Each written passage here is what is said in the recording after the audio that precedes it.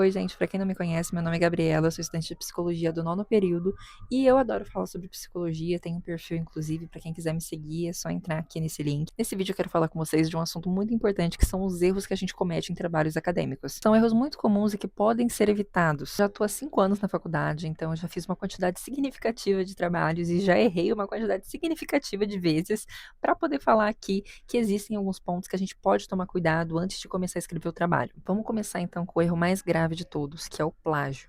Gente, o plágio, ele é muito sério nos trabalhos e ele é o que mais acontece. Sabe aquele famoso Ctrl+C, Ctrl+V? Copia e cola, vê na internet, vai lá, joga no trabalho e acha que ninguém vai perceber. O problema é que se o professor percebe, isso pode te dar zero. Isso pode anular o seu trabalho. Se você enviou esse trabalho para um congresso, ele pode ser recusado, ou até mesmo você pode sofrer consequências sérias por conta desse plágio. A gente precisa referenciar os autores de quem a gente se fundamentou para escrever o trabalho. Então, vamos supor que eu quero fazer um trabalho sobre crianças neurodivergentes. As informações que eu vou colocar no meu trabalho não são frutos da minha imaginação. Eu preciso tirar essas informações de algum lugar. Os dados eu preciso tirar de algum lugar. Alguém antes de mim estava pesquisando esse assunto e ela tem informações melhores que as minhas, do que as que eu tenho, para conseguir colocar no trabalho. Então eu preciso dar o devido crédito para essa pessoa. Eu preciso tirar a informação e colocar o nome da pessoa de quem eu tirei a informação. Quando o professor vai lá e pega um trabalho, um relatório seu, vai lá dar aquele riscão vermelho e fala: nossa, o professor riscou só porque não coloquei citação. Não é só porque eu não coloquei citação. A citação é o principal quando a gente fala de um trabalho acadêmico, porque a citação mostra que você se comprometeu em pesquisar em algum lugar e colocar o nome dessa pessoa que você pesquisou no seu trabalho. Isso dá o devido crédito para a pessoa e mostra que você realmente se fundamentou em algo para escrever aquilo. Não foi fruto da sua imaginação. Então você está escrevendo alguma coisa no seu trabalho. Você sabe que a ideia não é sua? Cita.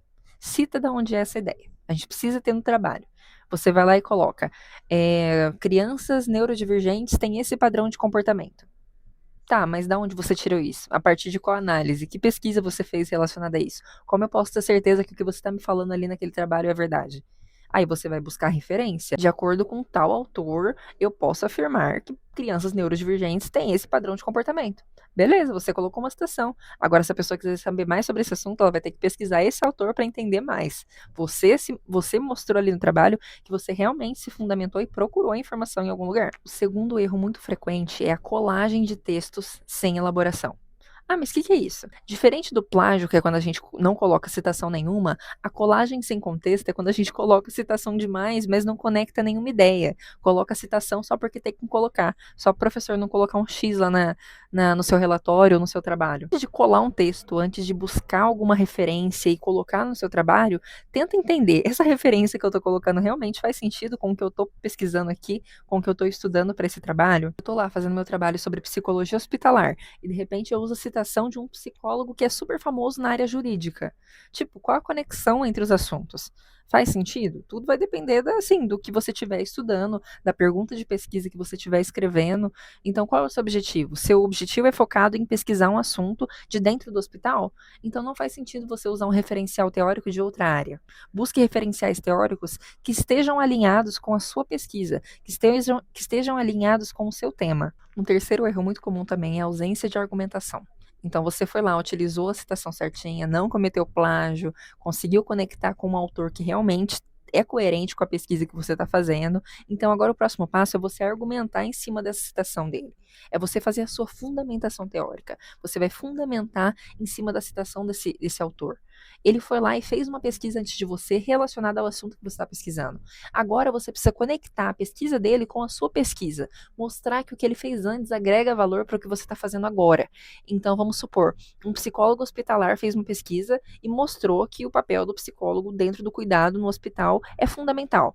O que você vai fazer? Se o seu trabalho é sobre psicologia hospitalar, você vai usar a citação dele para afirmar que a sua pesquisa é sim importante.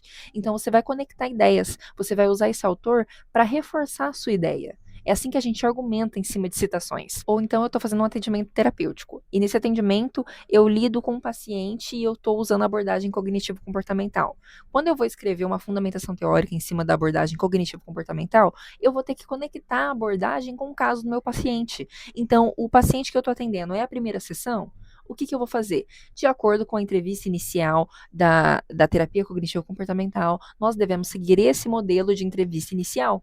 Tá vendo? Eu estou usando o referencial teórico da abordagem para conectar com a atividade que eu fiz, com a atitude que eu tomei da entrevista inicial. Então, como foi as etapas da entrevista inicial? Foi de acordo com a abordagem cognitivo-comportamental. Então, eu preciso deixar bem clara a conexão entre as ideias. Então, a fundamentação teórica ela é uma opinião sustentada. Você precisa fundamentar a sua percepção, precisa fundamentar a sua argumentação. Você não pode tirar simplesmente as ideias do nada e colocar no papel. Você precisa tirar de algum lugar, precisa usar algum referencial para fundamentar a sua opinião, a sua percepção. Por exemplo, eu estou no atendimento com um paciente. Eu não passei um plano de ação para ele porque eu quis. Eu passei porque, de acordo com Aaron Beck, que pesquisou antes de mim, mostrou que você passar um plano de ação é eficaz no tratamento para aquele paciente. Então, eu estou me fundamentando em alguém para tomar aquela atitude, para fazer aquilo. Isso é a fundamentação teórica. Isso é você argumentar em cima do que você está escrevendo. No churrasco de família eu até brinco falando que eu só aceito a opinião de quem me dá a fundamentação teórica. Porque você dar a sua opinião é muito fácil. A gente pode criar qualquer opinião. Eu posso virar e falar assim que a Terra é plana. Mas eu preciso fundamentar de acordo com o quê, de acordo com quem eu acredito que a Terra é plana. Da onde eu tirei isso? Eu tenho que mostrar para o mundo da onde eu estou tirando essa ideia. Quarto erro muito comum é referencial incorreto. Sabe a parte de referências bibliográficas? Você colocar essa informação incorreta prejudica a credibilidade do seu trabalho. Então, beleza, você tirou essa ideia desse livro, desse autor. Qual página? Como eu posso ter certeza que realmente essa citação está lá nessa página, se você nem colocou a página?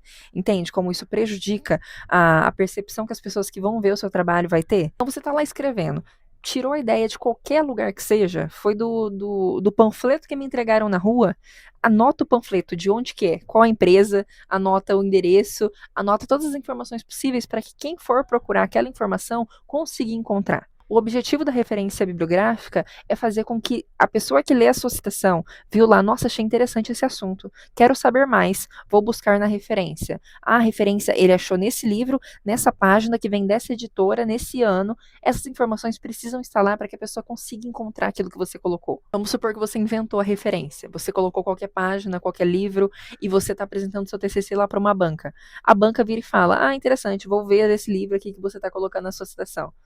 Daí a pessoa vai lá e pesquisa e não encontra nenhum referencial. E percebe que você inventou aquela referência.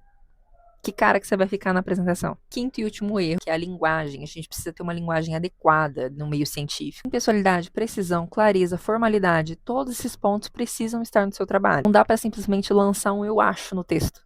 Eu acho, na minha opinião, esse tipo de palavreado não entra na escrita. Se você tem uma opinião, se você tem uma percepção, fundamenta essa percepção. Coloca um autor para justificar essa percepção que você vem tendo. Então, ao invés de colocar, na minha opinião, você pode colocar de acordo com o autor tal, a percepção é essa. Entendeu? Como fica diferente a entonação? E se você gostou desse vídeo, deixa o like e me segue para mais.